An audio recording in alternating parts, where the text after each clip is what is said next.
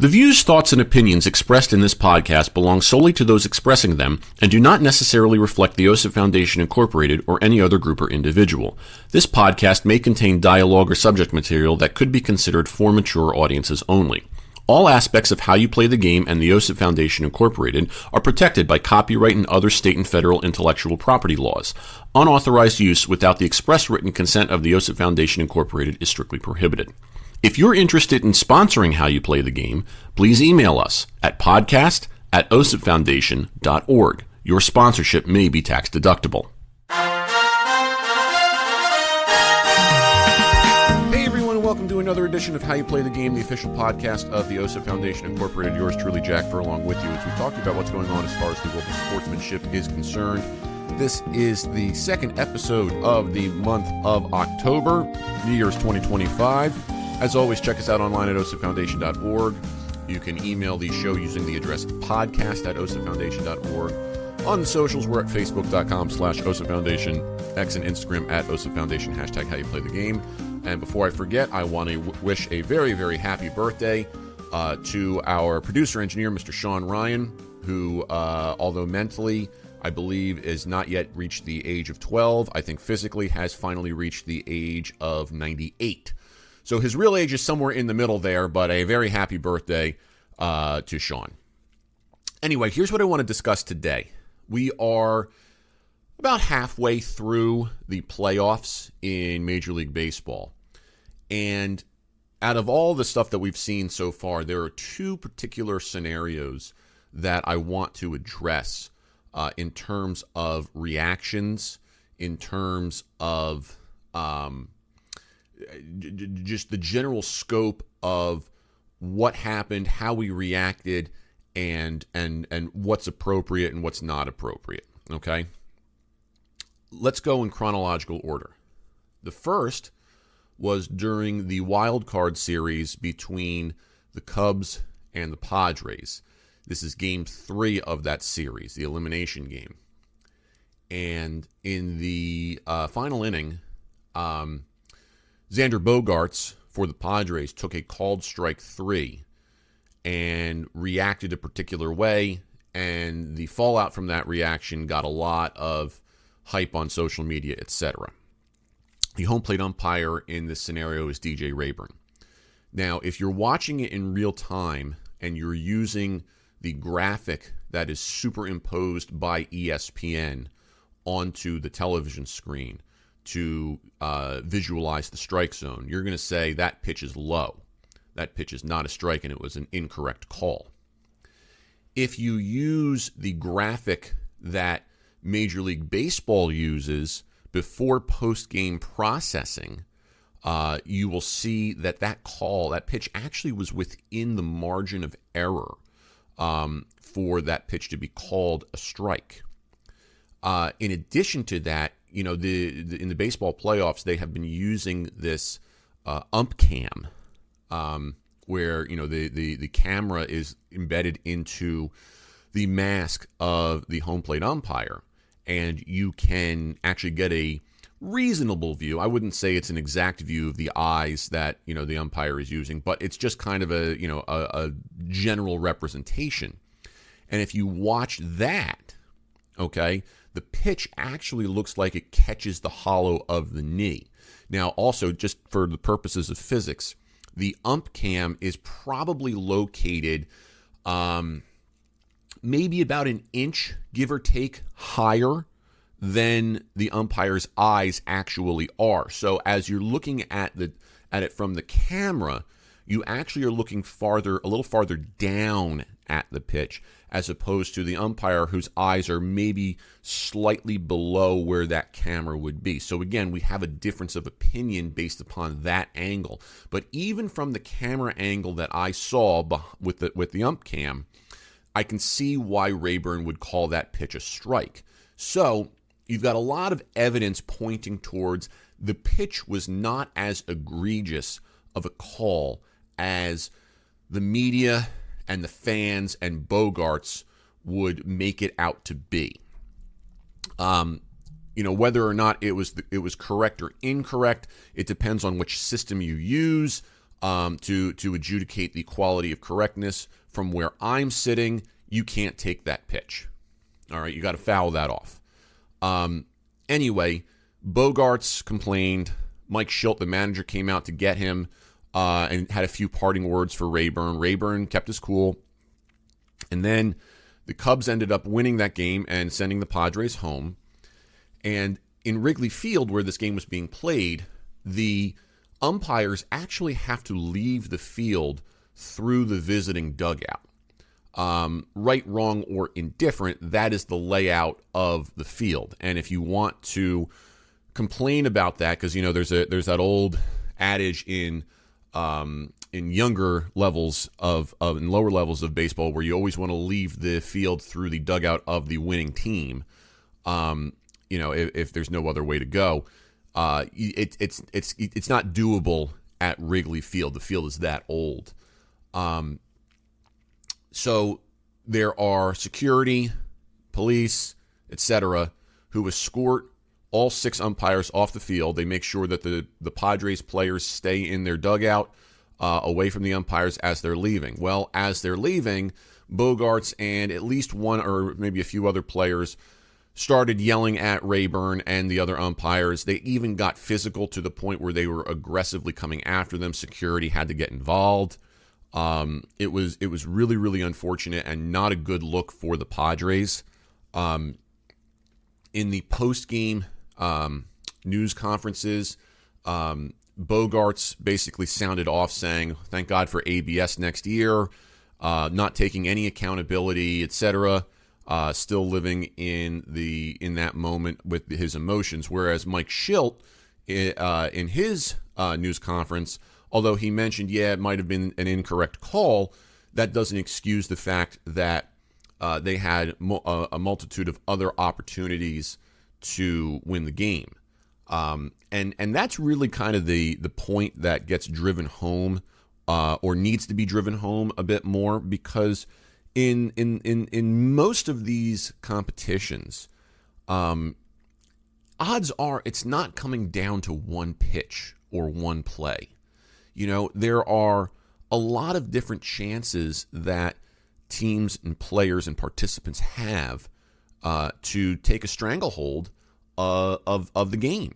And in this game, there were other opportunities for the Padres to score more runs than the Cubs. I'm going to save you the dissection of that inning by inning and whatnot, but they had opportunities to take the lead and to hold the lead, and they didn't do it. So to have it come down to one pitch like that, although the optics of it might seem trite, like, oh, the umpire blew the game for us. Well, first of all, as Michael Kay always says, that's the fallacy of the predetermined outcome. And secondly, it negates the fact that you had a lot of opportunities in that game to do something about it. And unfortunately, you left it for that pitch. So cry all you want. It's not an open and shut case of this was the complete fault of the umpire. So I'm really down on Bogaerts and the Padres and whatnot for acting this way. I understand that emotions and testosterone are very high. I understand that Wrigley Field does not give the best opportunity for the umpires to escape without incident. But at the same time, I expect these grown men to act like grown men and to handle it appropriately. Shildt probably handled it the best out of everybody there. And did he say something to Rayburn when he went out to get Bogaerts away from him? Yeah, he did. Okay, fine. Have your say. Okay. Especially in that scenario. I give Shildt a lot of credit there because he could have gotten a lot worse, and he didn't. So it is what it is at this point. And he handled himself very, very well in the post-game conference as well. But Bogaerts and whatnot, no. And as you read social media, as you look at the reaction of the fans and analysts and whatnot, they present a narrative that is incredibly negative towards DJ Rayburn. And if you ask DJ Rayburn, I bet that he's going to look at things, afterwards, and he's going to go, you know what, I might want that one back. Okay, you know what, I that's fine. I get all that. That doesn't excuse the fact that the public should not be acting this way. That doesn't excuse the fact that players should not be acting this way. That doesn't excuse the fact that you shouldn't be lunging after the umpires in this game, and you shouldn't be on such blast after the game to the news reporters. Okay, take a page out of the book of your leader, and take a step back. All right. I mean, if you really want to slice the bologna that thin, okay, guess what, Padres?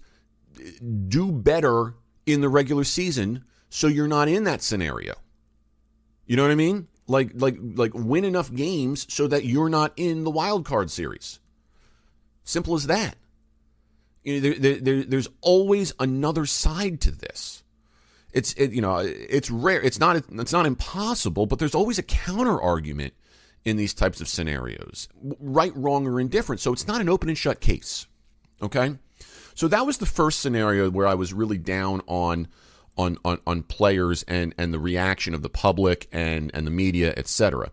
Now, on the flip side, I'm watching the division series between the Phillies and the Dodgers, and this is Game 4 in Los Angeles. Mark Wegner is behind the plate, and the Phillies are leading 1-0, and there's a 2-2 pitch that probably just catches the inside corner that Wegner calls a ball. And essentially what happens is it leads to the inning kind of unraveling a little bit, and the Phillies don't escape the inning with the lead. The inning ends in a 1-1 tie. I think Rob Thompson ended up bringing in Joan Duran in the 7th inning to try and stop it, and he ended up walking in the tying run. After the game, it was revealed that Wegner actually sought out Christopher Sanchez, the Phillies pitcher, and apologized. Said, I probably should have grabbed that one for you. Notice how there wasn't really this violent backlash from the players, and it was such a better moment, and a human moment that gets completely swept under the rug by comparison to what happened just the week prior in Chicago. And then to kind of further this narrative of humans playing this game, look at how that game ended. Okay, Orion Kerkering threw the ball away, and the Dodgers ended up walking off the Phillies in the 11th inning, and they win the series and sent the Phillies home. So it's a human thing. Kerkering was distraught. Immediately, you could see Rob Thompson and other players consoling him. It was just a better way to handle something that was very unfortunate and disappointing. You didn't see the Phillies complaining about that pitch the same way that Bogaerts was complaining in the game the week prior. So you have two different scenarios here where the way that we handled them was starkly different, and yet one goes on blast and the other one is very, very quiet. And again, Thompson and many others in this game on the Phillies side said, we had opportunities to put it away and we didn't. So again, you have the same thing here where this maturity steps up. And that's important. That's very important, because unfortunately, when you look at what's going on today in sports, especially at the lower levels and at the youth levels, there's no accountability. Okay, there's this idea that it's always someone else's fault. There's not even a shred of looking inside oneself and saying, we had our opportunities and we didn't take them. That's a pretty big deal, and people are not doing that. And credit to the Phillies, credit to Mark Wegner. credit to everybody in that scenario who handled it well. Not everybody, especially members of the Padres, handled it well in the prior situation. There's always another way to do this to allow a situation like that to be avoided. So I really feel like these two examples and their aftermath and their and what followed them provide two stark differences, two different examples of how to handle something that maybe doesn't go your way. And we need to remember that in life. There's a lot of bad breaks in life. Okay, there's a lot of bad stuff in life. Not everything is perfect. We all catch a bad break from now and again. It's just sometimes you're just like, oh, I can't. What this again? Whatever. We're all down in the dumps from time to time. We all, it's not always sunshine. It's not about us complaining about that. It's more about how we react to that. And in OSIP, we always talk about the second reaction, because the first reaction is kind of ingrained in us. It's a natural, almost subconscious or unconscious reaction. I always liken it to, if you go, not that I endorse doing this, but going to, a horror movie or something like that. Something happens on screen that's going to make you jump. Okay, you naturally are going to do that. That's totally, you can't escape that. What you can control, though, is the reaction that follows that. Are you going to keep screaming? Are you going to pull a gun out and shoot at the screen? Are you going to, what is your next reaction where you have a bit more of your conscious self controlling how you will react? And in these scenarios, after that initial reaction, we didn't always tend to that, especially in the first one. Okay? I don't have a problem in the first one with Bogaerts complaining. I don't have a problem with Shildt coming out to grab him and maybe, throwing a parting word at DJ Rayburn. I have a problem with players, after having a moment, trying to accost the umpires in the dugout. And I have a problem with Xander Bogaerts essentially saying what he said in his post-game news conference. Those are where I have the issues. And we as human beings need to do a better job with that in general in our lives. We're going to catch bad breaks, okay? We're going to have bad days. We're going to have kind of crappy things happen to us. Are we going to sit there and wallow in it and say, how dare that rock be there for me to trip on it? Or are we going to pick ourselves up, dust ourselves off, and continue on our journey? Because that's really the epitome of this. Okay? The real ways that we win in life is to understand that we can't do anything about the hurdles on the way and the obstacles and the roadblocks. It's more about how we respond to them. When you reach a detour in the road, a road is closed, do you stop and just yell at the road closed sign? No, you turn around or you try and find another route. That's what I want, or I'd like to say as the message here. Okay? And maybe you get a little upset in that first moment. Why is this road closed? And then let it go. And continue on your journey. And sometimes it's going to suck. But maybe, just maybe, we can do a little bit of a better job of how we respond in those moments, especially in terms of competition, so that things like this can be curbed, and we don't set the example for others in thinking that this is acceptable behavior. All right, and it's important to kind of tie a bow on this.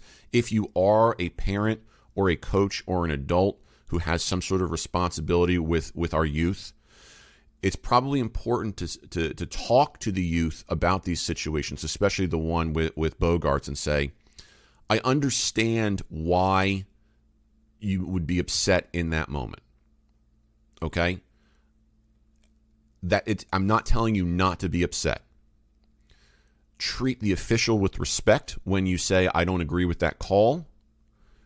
don't attack the official in the dugout, and try not to harp on it immediately after, especially with the public. Go home, talk about it, think about it, talk to your parents, talk to someone you trust, work through it, come back to it a day or so later.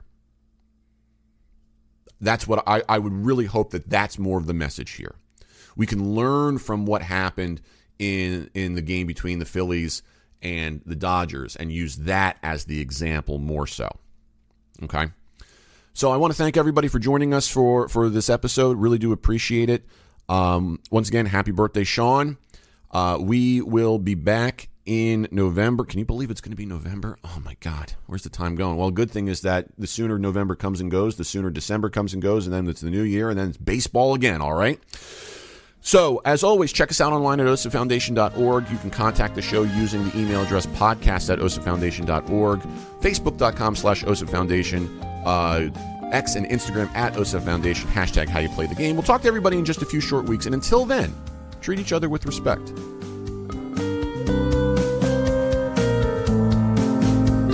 How You Play the Game is a production of the OSIP Foundation, Incorporated. The producer-engineer of this episode is Sean Ryan. Music by Soundspring Studio. The executive producer of How You Play the Game is Jack Furlong. For more information, visit osipfoundation.org.